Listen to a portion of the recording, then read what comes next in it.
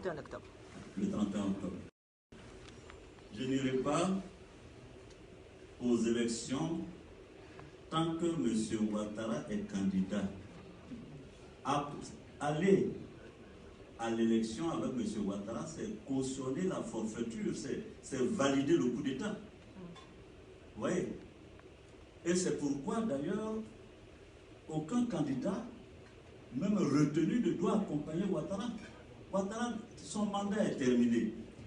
Le combat que nous engageons, ce n'est pas un combat pour la Côte d'Ivoire, c'est pour l'Afrique.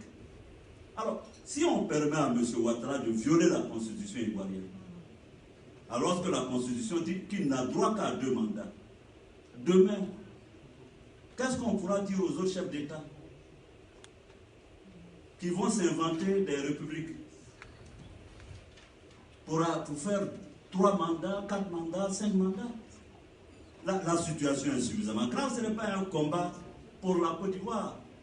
Vous savez très bien que dès que M. Ouattara a déclaré sa candidature pour le 3e mandat, la Guinée voisine de la Côte d'Ivoire, le président aussi a décidé de faire un 3e mandat.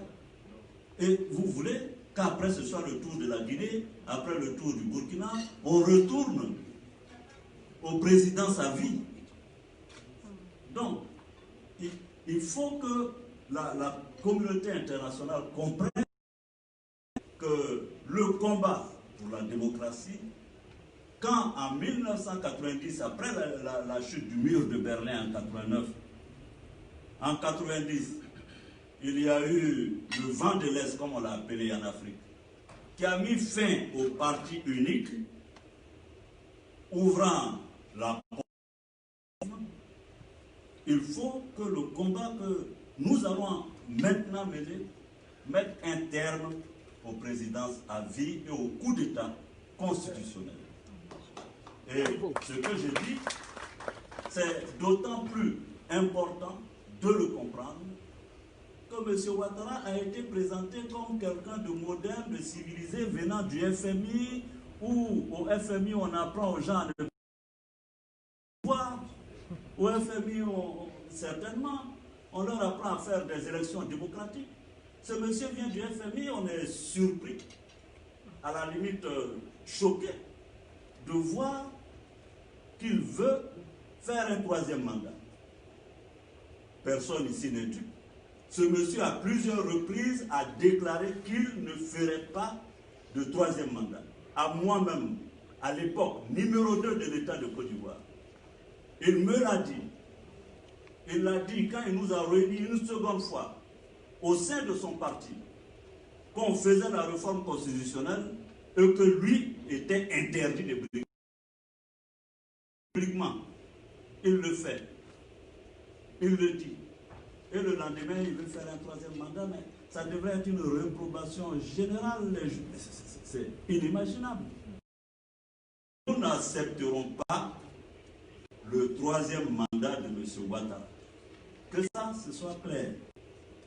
Donc, même si le Conseil constitutionnel vient à dire que je suis éligible, et je sais que je le suis, et c'est le Conseil qui est dans la forfaiture, il n'est pas question pour moi d'accompagner M. Ouattara. Alors, quelqu'un a demandé si j'allais appeler mes partisans à la décision. Je pense que dans toute chose, il faut être très méthodique. J'ai demandé aux candidats retenus ou non qu'on fasse une... Si nous sommes tous d'accord pour descendre et manifester, je ne serai pas en reste. Ça, il faut que ce soit très clair. D'ailleurs, les manifestations ont eu lieu à la... Tout le monde a bien vu que GPS, mon mouvement, était à l'avant. La preuve, je vous ai dit que 60 de proches sont en prison, dont des femmes, les seules femmes qui sont en prison en Côte d'Ivoire. Et là, je voudrais me dire qu'au FMI, on apprend fortement aux agents du FMI à mettre les femmes en prison.